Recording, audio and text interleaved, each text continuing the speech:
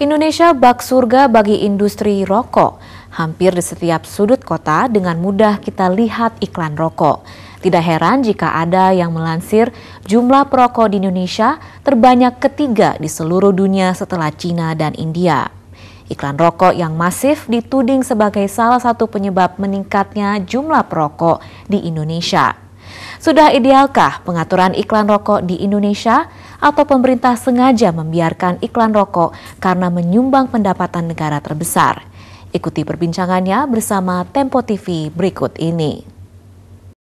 Makin gencarnya promosi dan sponsorship rokok terhadap acara-acara yang sangat digemari oleh anak-anak dan remaja, khususnya olahraga, pentas musik, dan sponsor-sponsor kegiatan yang lain seperti Karang Taruna dan segala macam, sehingga di benak mereka terbentuk image bahwa merokok itu sesuatu yang maco, yang trendy, yang menjadi satu kebutuhan. Akhirnya aktivitas merokok itu menjadi menular. Mungkin bisa dijelaskan sedikit begitu di Indonesia sendiri ini efektivitas pelarangan iklan rokok itu seperti apa? Apakah memang sudah berhasil ditegakkan begitu atau masih banyak ditemui pelanggaran?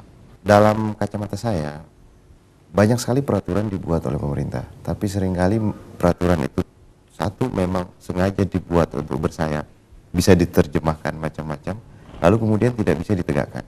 Lalu selanjutnya, karena kedua-duanya terjadi, satu bersayap, dua tidak bisa ditegakkan, peraturan itu menjadi alat untuk jualan. Anda bisa lihat, satu kawasan katanya ditetapkan sebagai tempat dilarang merokok, tapi di situ Anda akan lihat satu kafe di mana orang boleh merokok. Artinya apa? Ini peraturan yang diperdagangkan. Jadi peraturan dibuat, kemudian menimbulkan ceruk untuk korupsi dan orang bisa menjual peraturan itu. Karena apa? Karena bersayap. Aturan itu tidak tegas, tidak detail. Dibuat semuanya. Misalnya, kalau pemerintah mau detail, anak kecil dilarang merokok atau membeli rokok. Itu bagaimana caranya? Atur dengan detail. Dan jangan sampai orang bisa menginterpretasi macam-macam. Kedua, orang tidak boleh merokok di ruangan tertutup, diatur dengan detail. Ruangannya seperti apa dan lain sebagainya. Sehingga orang tidak bisa memperdagangkan peraturan itu. Tapi bagaimana dengan strategi promosi industri rokok yang sedemikian masif begitu saat ini? Itu juga bagian dari aturan kita. Aturan kita yang misalnya nggak jelas, nggak detail. Orang susah menerjemahkan peraturannya. Nggak boleh iklan itu dasarnya apa? Sekarang mari kita lihat televisi. Kita bisa lihat televisi asing, di sana malam hari, di kita masih siang hari. Itu juga harus dipertimbangkan semua. Katanya iklan harus di atas jam sekian. Tapi kalau orang buka channel asing, yang dilihat di atas jam yang kita tentukan di dalam peraturan kita. Artinya peraturan itu harus bisa diterima. Dia harus sosiologis. Dia harus nyata, dia harus realistis di dalam konteks keseharian masyarakat. Nah di kita peraturan-peraturan yang dibuat terkait larangan merokok di tempat umum, terkait anak kecil tidak boleh merokok dan lain sebagainya itu, saya melihatnya sama sekali nggak mendetail. Sehingga bisa diterjemahkan macam-macam. Ya kan, orang boleh melanggar kalau bisa bayar. Kan repot itu. Jadi pemerintah masih jadi orientasinya bukan mengatur soal kesehatan, tapi mencari cara bagaimana bisa memperdagangkan peraturan ini. Itu yang berbahaya.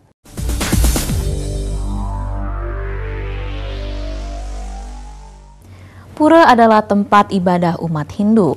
Namun di Bali, pura tidak hanya milik umat Hindu semata. Umat Buddha dan Konghucu juga melakukan persembahyangan di sana.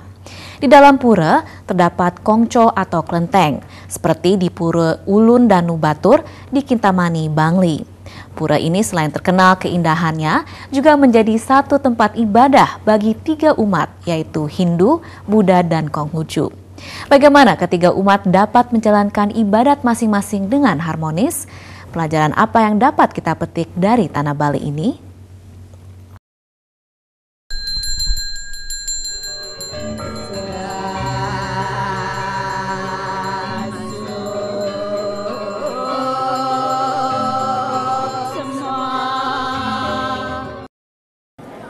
Pura, kelenteng di dalam pura itu tidak pernah diklaim oleh salah satu agama.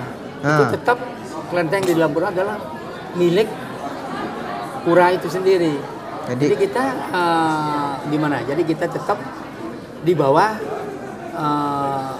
aweg-aweg dalam pura itu.